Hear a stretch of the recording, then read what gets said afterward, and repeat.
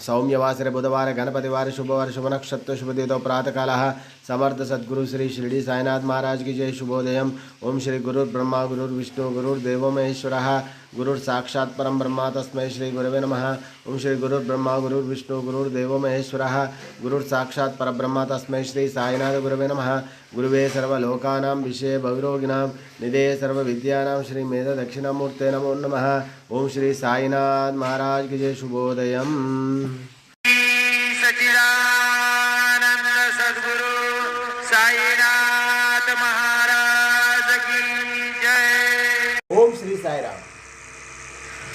हरि ओम उदपत्य सभागणे प्रतिजागृहितवामिष्टा पूरते सद्म श्रेजे धामायांजा असमेन् सादस्थे अधियोत्तर समेन् विषवेदे वाचमानश्च सीतत शान्ताकारं भुजगशयनं पद्मनाभं सुरेशम् विश्वाधारं गगनसदृशं मेघवर्णं शुभांगं लक्ष्मीकान्तं कमलनयनं योगभिर्ध्यानगम्यं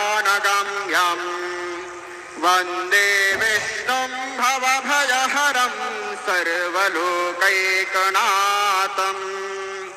वसुदेवसुतं देवं कंसचाणूरमर्दनं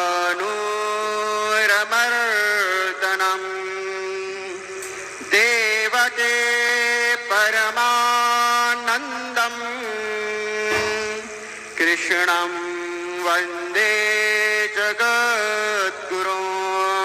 गुरुर्ब्रह्मा गुरुर्विष्णु गुरुर्देवो महेश्वरा गुरुः साक्षात् परब्रह्म तस्मै श्री गुरवे नमः।